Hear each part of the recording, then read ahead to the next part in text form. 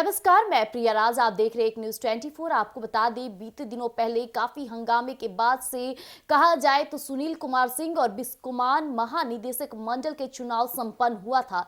इस बीच सुनील कुमार सिंह के चर्चे तो काफी तेज थे। शाम से ही जश्न का माहौल था और सुनील कुमार सिंह के स्वागत में कई लोग भी खड़े थे, यानी पूरी जीत पक्की की बातें निकलकर सामने आ रही थी। लेकिन इस बीच गैर कानूनी तरीके से, असंवैधानिक रूप से इसे काउंटिंग कराना शुरू कर दिया है, जो आज संपन्न है। सुबह से इसके मेमोरियल हॉल में जो भीड़ है और लगातार किसी को भी अंदर आने की अनुमति नहीं दी जा रही है। प्रशासन कड़ा रुख अपना रहा है और इस बीच काउंटिंग सुबह से इसकी जांच काफी अच्छे से हो रही है। इसको लेकर तमाम तरह की अपडेट भी सामने आ रही है। लेकिन इस बीच सबसे बड़ी सवाल है कि जहां जो जीत के एकदम मुकाम तक पहुंच गया था, उसके तो चेहरे के रंग उड़ गए, लेकिन जो हारने वाले थे उनके चेहरे की खुशी और मुस्कान चेहरे पर नजर आ रही है, जो कहीं ना कहीं असंवैधानिक रूप से देखा जाए और अपने इंडियन संविधान में देखा जाए तो ये कहीं ना लाजमी होता है। किस तरह से लोगों की जीत पक्की होने के बावजूद भी धांधली करना और काउंटिंग का बड़ा प्रावधान सामने रख देना, ये खुद में बड़ा सवाल होता है। तो सबसे पहले हम आपको रूबरू करा दें कि आखिरकार पूरा मामला क्या था। सुनील कुमार सिंह जो जीत का माला पहन चुके थे, आखिर उन्हें बड़ा झटका कैसे लग गया। इस बीच आपको बता दें कि चुनाव में मतों की गिनती पर विवाद शुरू हो गया था और मामला केंद्रीय सहकारिता प्राधिकार के पास पहुंचा। इसके बाद प्राधिकार ने फिर से मतगणना का आदेश दे दिया। इसके बाद जीते हुए में उम्मीदवारों पे तो खलबली मच गई, लेकिन वही हारने वालों के चेहरे पर मुस्कान और उम्मीद छलक उठी है।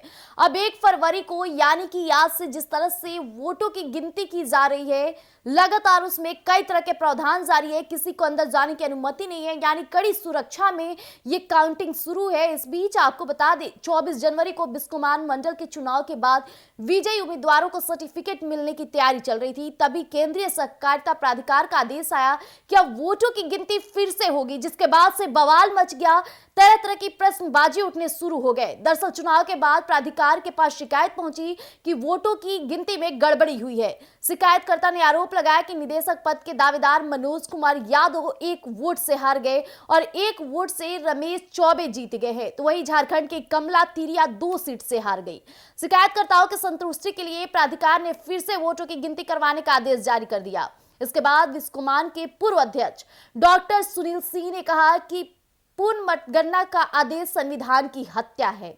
निर्वाचन पदाधिकारी डीएम डॉक्टर चंद्रशेखर सिंह ने कई मीडिया संस्थानों से बातचीत की। इस दौरान कुछ प्रत्याशियों द्वारा अवैध मत पत्रों की संख्या से प्राप्त मतों की संख्या में अंतर कम होने की आशंका से फिर से गिनती करवाने को लेकर आवेदन दिया था। इस पर विचार करते हुए प्राधिकार ने आदेश दिया है। इसलिए आज यानी 1 फरवरी को पूर्ण मतगणना सीसीटीवी की निगरानी में की जा रही है। जैसा कि अभी आपने सुना कि किस तरह से शिकायतों के तौर पर फिर से मतगणना कराई जा रही है। हालांकि जैसा कि अभी आपने सुना कि किस तरह से सिर्फ शिकायतों की बातें आने पर काउंटिंग करना शुरू हो गया है। इस बीच 1 फरवरी यानी कि आज एसके मेमोरियल हॉल में लगातार सीसीटीवी कैमरे की निगरानी में काउंटिंग की जा रही है। इस बीच सवाल पैदा होता है कि जो संविधान की बातें करते हैं, प्रशासन हो चाहे बात डीएम की ही क्यों ना हो, लगातार वो संविधान की प्राथमिकता रूप बातें रखते हैं। लेकिन इस बीच सिर्फ शिकायतों का सामने आना और उस पर काउंटिंग करना, ये तो हारने वालों के लिए एक बड़ी उम्मीद और बड़ी खुशी हो गई। और जहां जीत का जो माला पहन लिया है, कई मेहनत करने के बावजूद भी उसे जब काउंटिंग का चेहरा देखना पड़े तो ये किस तरह की खुशी होगी, ये आप समझ पा रहे होंगे। लेकिन डॉक्टर सुनील कुमार सिंह की जीत पक्की थी। इस बीच कई तरह की बातें भी खुलनी शुरू हो गई, जिसके बाद से जो शिकायतें करनी शुरू हो गई, इसमें कहीं ना कहीं सोची समझी चाल भी हो सकती है। लेकिन असंवैधानिक रूप से जो ये काउंटिंग किया जा रहा है, ये कहीं ना कहीं आगे चलकर इस पर कई विवाद हो सकते हैं। तो देखना दिलचस्प रहेगा और इस काउंटिंग के बाद परिणाम क्या होगा, ये भी देखना दिलचस्प रहेगा। तो कहीं जाइएगा नहीं, ऐसे अपडेट्स के लिए बने रहिएगा एक न्यूज 24 पर। धन्यवाद।